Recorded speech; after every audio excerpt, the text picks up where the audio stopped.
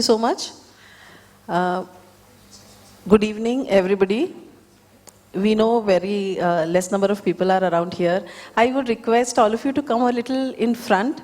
If you could sit in front, we could see you and we could have an interactive session rather than us talking. And this is the fag end of the first day. So I'm sure y'all are all tired and wanting to go home, but y'all have stayed, so thank you. Thank you to the cameramen, at least they are here. So those people at the back, can you all... One more panelist, yeah. Okay. Before we continue, we start the discussion, I request Mr. Radhakrishnan C, Principal of Hillside School, Hyderabad, to join the discussion. A round of applause for Mr. Radhakrishnan, please. Come this please join. Sumit, I think these are the numbers of panelists we have here. Finalize? Thank you.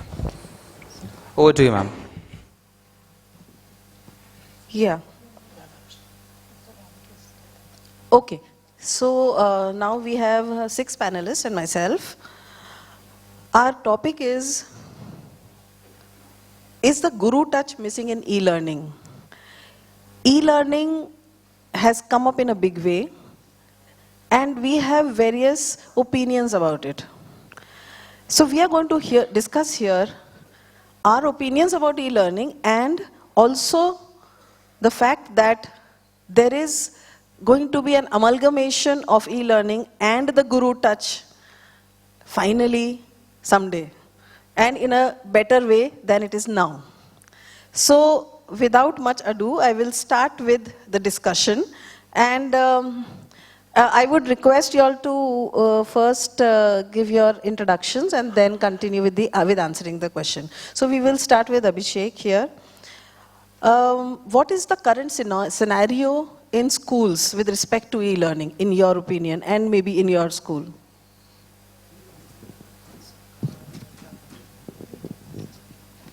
Okay, good evening to whoever left. Okay, and yes.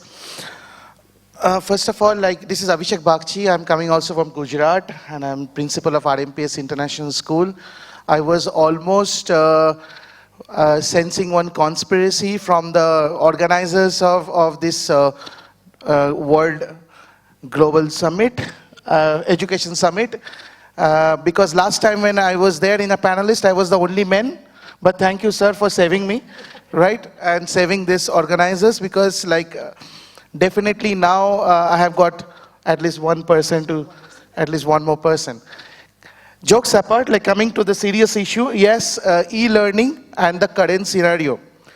Well, I cannot talk about the current scenario without mentioning that the job opportunities is the lowest in the last 50 years. That's the current scenario. And if you go deeper into the matter, if you will see there are 45% of engineering seats vacant. We are not getting enough students in the higher studies, enough students to qualify for some elite institutes. And in addition to that, a recent study in Niti Aayog, they said that 22 states, among 22 states, in the 22 states, about 45% of the primary schools, they do not have the teacher-student ratio as per the right to education. Now this is the real scenario.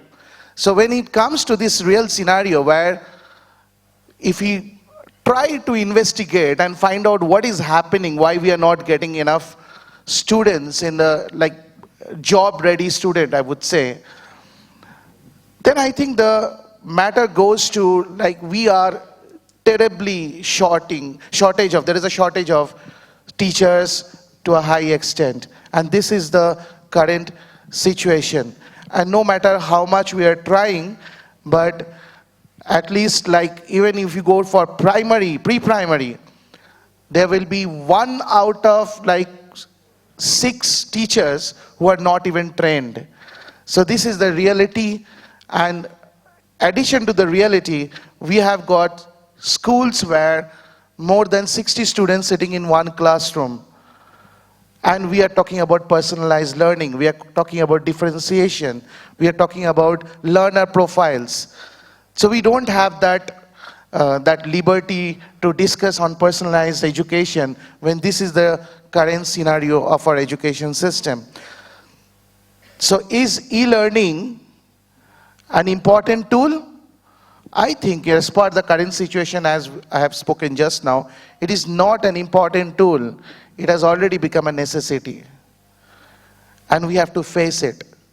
I think I would allow Archana ma'am to ask other panelists more questions because I'll keep on talking. And like the clock is also ticking. We all love. So that there are situations which demand e-learning. But we also believe that there is that guru touch which we are talking about in the topic. And so we are averse to e-learning because we feel that teachers cannot be replaced. So I'm very much satisfied, Mr. Abhishek. जो भी इन्होंने बताया वो बिल्कुल सही है. जो भी इन्होंने कहा डिसएडवांटेज बहुत है. प्री प्राइमरी से लेकर कॉलेज लेवल तक अगर हम इसको इंट्रोड्यूस कर रहे हैं तो हमारे पास ट्रेनिंग मस्ट होनी चाहिए. अगर ट्रेनिंग नहीं है तो जितना भी आप कर लो वो कम है. टीचर्स अगर ट्रेंड ही नहीं है, टीचर्स को अगर सही तरीका ही नहीं मालूम है कि किस तरह से हमको पढ़ाना है, तो सबसे बड़ा डिसएडवांटेज. दूसरा, IB board, IG board, CBSE board, IC board ये सब अफोर्ड कर पाते हैं, लेकिन BMC schools in Mumbai, BMC schools, जिला परिषद schools and SSC board schools ये अफोर्ड नहीं कर पाते हैं. और अगर कर भी लेते हैं तो उनके पास बहुत लो कैटेगरी का डिवाइस लगा दिया जाता है. उनमें जो ट्रेनिंग होती है वो बहुत लो होती है, कोई तरीका नहीं होता है उनके पास, और बच्चों के पास भी वो चीज़ें नहीं अवेलेबल होती हैं. तो ये सबसे बड़ा डिसएडवांटेज है. ई लर्निंग मस्ट है, ज़रूरी है, ज़रूरत है. जैसे सर ने कहा अभी कि इंजीनियरिंग कॉलेजेस में एडमिशन्स बहुत लो है. सब जगह पर यही हाल है, सब जगह पर यही हाल है.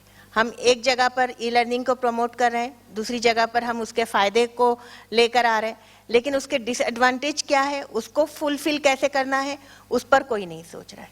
तो सबसे ज़रूरी है कि उसके डिसएडवांटेज को दूर करना और उसको फुलफिल करना. So, ma'am, necessary that there is a teacher who's trained and that teacher facilitates e-learning. So, I would like ma'am, Helen ma'am, to talk about the advantages of e-learning in her opinion. Good evening, everybody. This is Helen, Vice Principal, Samashti International School. Ma'am, before that, I would like to talk about that the guru touch is missing in e-learning, and then I will give the advantages, because most of them would be certainly aware of advantages, because in a day-to-day life also, we keep learning.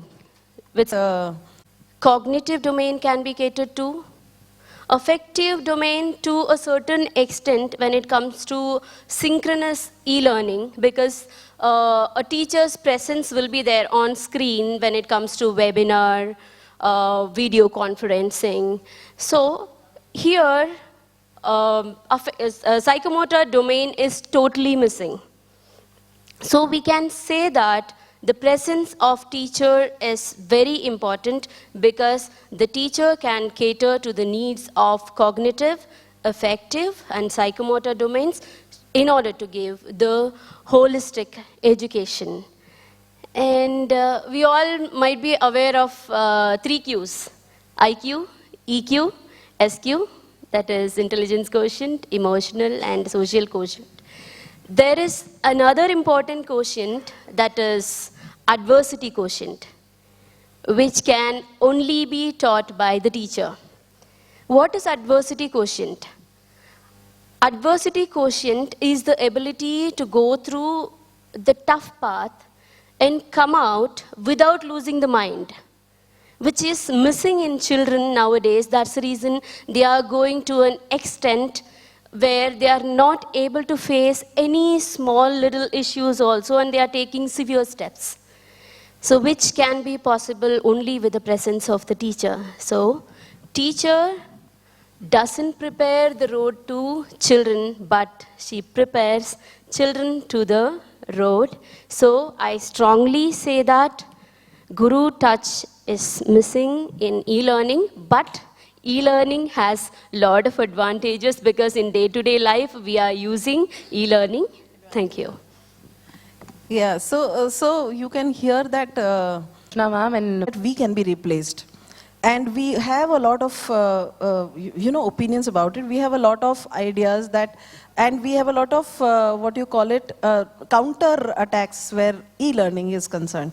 But is there, I would like to ask Kavisha, is there something where we can decipher e-learning and bring it into a context where we really understand what e-learning is? And do we really know and can we really learn how to incorporate e-learning into the education today? Thank you so much, Archana ma'am, and teachers. I would like to be, with the permission of the moderator, ma'am, can I be a little interactive with the audience? Audience, can you hear me? Please cheer up, say who? Please cheer up, say who? I know there are very less chairs to say. We are the... Okay, that's really cool. I have a very cool team right now, panelists with me. Thank you for the support. Okay, so who all have seen Sholay? Please raise your hands. I am a big movie buff fan, so I relate everything to... Okay, most of us have seen Sholay here. So let me ask you a few questions on Sholay, right? So what was the name of the village in the movie Sholay? Ramgarh. Ramgarh, very quick answer, Ramgarh. Okay, which were the two characters in the movie who were in love with each other but never expressed their love? Amitabh Bachchan and Jaya Bachchan. The characters, the two characters, Amitabh Bachchan and Jaya Bachchan. Right, so it was Jay and Jaya Bachchan, yeah. Okay, Jay and Veeru, but they were very expressive, so. Okay, so again a thinking question. Why did Gabbar choose the day of the Holi to attack Ramgarh? Think. Any answers from the audience? Why? Why did he choose only Holi? Because you can't recognize people in Holi. Yeah, you can't recognize people, or probably they have too much of bhang, so they might be intoxicated also. You can't expect someone. So probably that could also be unexpected. Yes. On a festival. And it could be unexpected as well. So here I am talking about Braxton antonymy, which says remember. So most of us remember that the village was Ramgarh. E-learning or the YouTube or whatever app we use can make us remember things very easily. Next was understanding, that the understanding of the characters, which we did from the movie Sholay, that both of them loved each other but could not express the love for each other, right? And the third, we came for application, that applied. We had to apply our brain when we talked, that why did he choose the day Holi, and all of us had different application. Mine was probably they were intoxicated, ma'am was colored, and sir was unexpected. So this is very, very well handled by e-learning. Even if you ask Siri for application-based, they would obviously help you, would help you remember and understand. Now I come to the upper three parts. Again, back to the movie Sholay. Okay, one question very important, that when we usually watch a movie, we usually remember the dialogues of heroes, till now. I think, according to me, apart from Mugambo Khushbu and dialogues from Gabbar Singh, are the only villain dialogues we remember. Is that true? Audience say yes, no, at least, yes, mostly. Most of them, right? So, why is it that we remember only these two great villains and nobody else? Any answers for it? Impact. The impact that they created. This is the point of analyzing. Analyzing cannot be done by e-learning. Here, teachers need to step in. Right? Even if we write very long essays, say I write a very beautiful essay on the city of Hyderabad. So, of course, Microsoft Word would correct me, my grammatical error, but where am I A, B, C, or can I improve it? For that, I need an expert, a teacher to help me for it. So I feel analysis will come definitely later, but not right now. That's why these villains were so popular. Probably some film critic would only tell us, and not the internet right now. Okay, so as I said, remember, understand, and apply is done by the teacher. Now, next question again from the same thing. What would have been the mindset when Salim Khan and Javed Akhtar are the two writers of this movie? That time, like, heroes were epitome. What would have been in his mind to create a character like Gabbar Singh, giving him more importance and more impactful dialogues than Jay and Veeru, which were Amitabh Bachchan and Dharmendra? Any answers for that? Director wanted it. Director wanted it in that way. Very good. Probably director wanted it. Or when I was asked... Maybe. It just happened. It just happened, or probably his portrayal was so authentic that we could relate to it. His character was so strong, so as ma'am said. So, yeah, here I would like to say that here it comes to evaluation, as I also talked about it. Again, the analyzing part and the evaluation. Why did he do it? Why did Salim? I thought probably Shakespeare's character, if we see, whether it's Othello, whether it's Hamlet, they're all villains and they are great villains. So probably that is why he got inspiration from there, they got inspiration from there. Probably that was the reason. And this is creation. Creation is, again, if we do not take plagiarism, and we know that plagiarism is very prevalent when it comes to e-learning. So, but for creation, we need a helper, which is the teacher.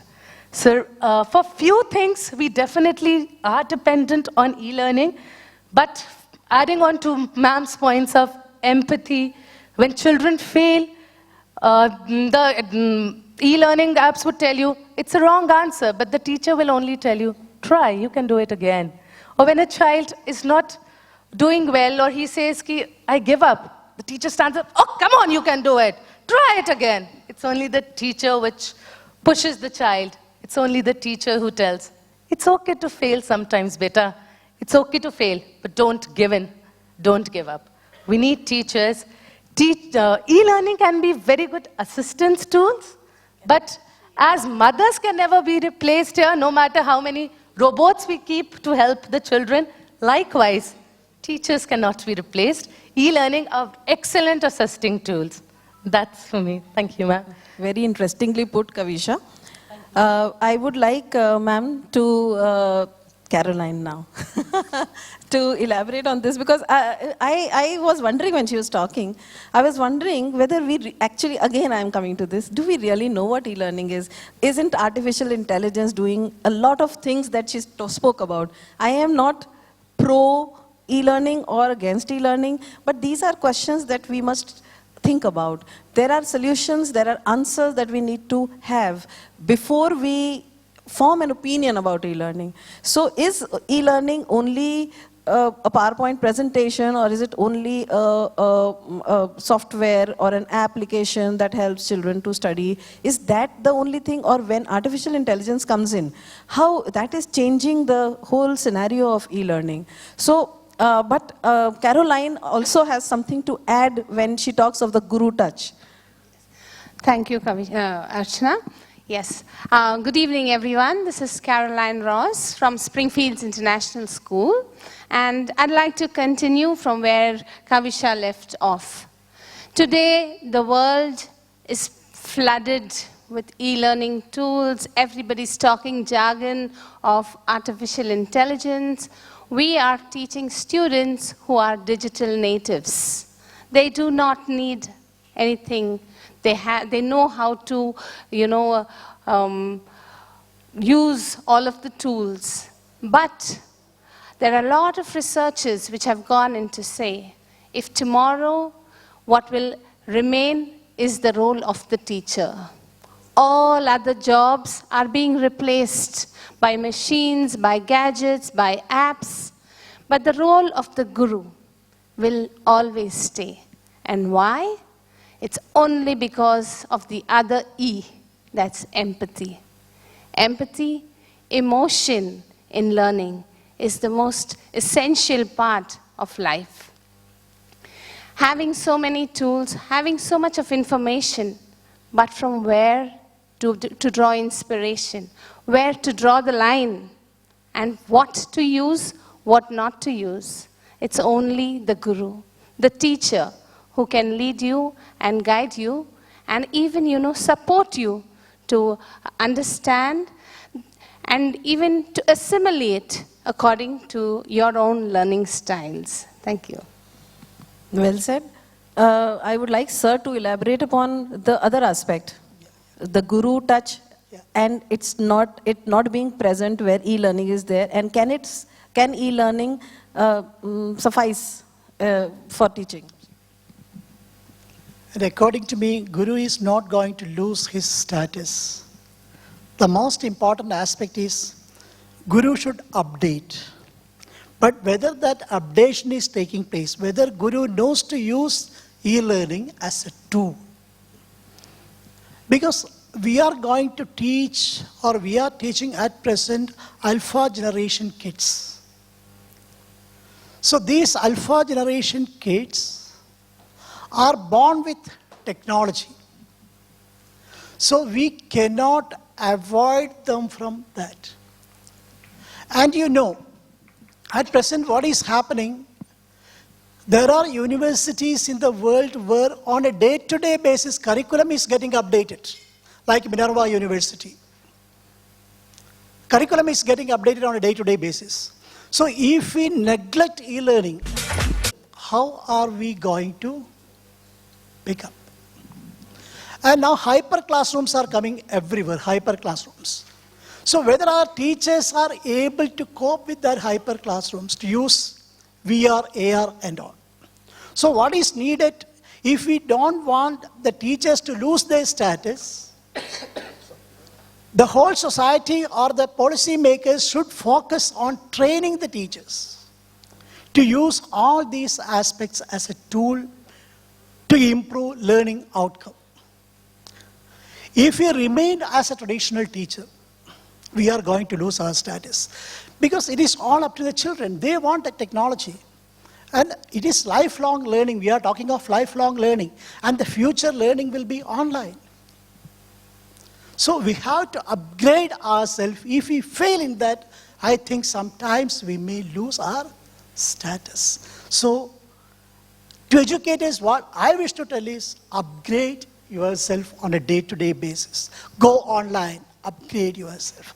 Thank you. The time is getting off. Yeah, so upgradation is very important for teachers, but I was just wondering, an interesting thought here when sir was speaking, that teachers need to evolve, teachers need to upgrade. What about the technology that needs to upgrade faster than we need to upgrade? What happens when you have a proper technology in place and the world goes further away and then you change? So a human being would learn faster than all the rest of the things that are required for an e-teacher, somebody who's teaching through technology. So technology also needs to evolve. So humans also need to evolve. So it is like, a balanced thing. Yeah.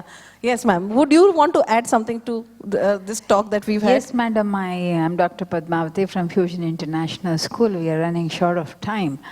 Then it's very important that you upgrade yourself with technology, because slowly things are happening. It's not that overnight technology is being improved or something like that. We got to be in track, because there's a lot of information available. And see, for example, I'm a principal now. Maybe 15 years ago, I wasn't doing much of budgeting. I wasn't using Microsoft Excel. I wasn't using apps for the students, or I wasn't even, for that matter, using Diksha app for the class 10 students now. But see, we got to upgrade ourselves very fast. We got to learn, because we want a lot of knowledge available outside. We want to embrace the changes in the trends in education. And now it's globalized learning. For example, if I have to do some budgeting, I can't wait for somebody to come and teach me. Yes, Guru's touch should be there, but to a certain extent, and after that, what? We got to improve, and it's very important that we upgrade and improve, because we have to keep ourselves updated, and we have to cross-check the info. Yesterday or the day before, I have gone through a Harvard University talk on education as to what are the classroom management techniques which they apply for school education. That would not have happened if I have to go to Harvard University and take an enrollment, because these are available just an affordable price, or sometimes edX courses or Coursera or Udemy are just available around there. You just click of a button. You have an app also for that. Not only for that, why are we talking only about education? See, you go Hebar's Kitchen app, that's a total vegetarian food available. You just get it the click of a button. We got to upgrade ourselves. Guru's touch will always be there. The children are supposed to understand that tomorrow is something where we have to upgrade by ourselves rather than depending on subject expert to come and teach us. That's my opinion. Yeah, so I think all of us are of the opinion that teachers, to be able to stay on the scene, have to upgrade themselves. They cannot be replaced by, say, I saw a video on WhatsApp which is of a school of Bangalore which is using these robot teachers. And this is a very nicely westernized kind of a model who's speaking in an accent, and children are very interested looking at this thing. But there's a teacher on the side who's actually monitoring what children are doing. So I was wondering whether this teacher who's monitoring every child could also be replaced. So I think what comes together is that both could help children understand concrete and abstract things that they need to know about, and application could also be a very important part, which maybe technology could help us with. So both have to be together, but both have to keep pace with each other. Abhishek wants to add something. So as you were saying, like the teacher was standing there, and the teacher was standing there, and the robot was inside the classroom. And it reminds me of what Arthur C. Clarke said once, like, teacher cannot be replaced by technology, but the teacher who can be replaced must be. So that was a very interesting statement. I think we will not decide here whether the e-learning will be replaced or replace the teachers or not. I think the boy sitting there in the audience will be deciding it for us in future. Anyway, thank you very much. Thank you very much, everyone. Thank you, Archana ma'am. And one last point. What is the problem the schools are generally facing is most of us are not experts to select which type of technology and e-learning tool we have to use. So schools should think about a person who is expert as a digital head to cater to that. Then much of the problem will be solved. Thank you. Thank you, everybody. Lot of questions to probe, to think about, points to ponder, and we can't reach a decision. Let's see, like Sir said, after the next generation, what it does with us teachers and with technology. Thank you so much. Thank you so much for listening to us.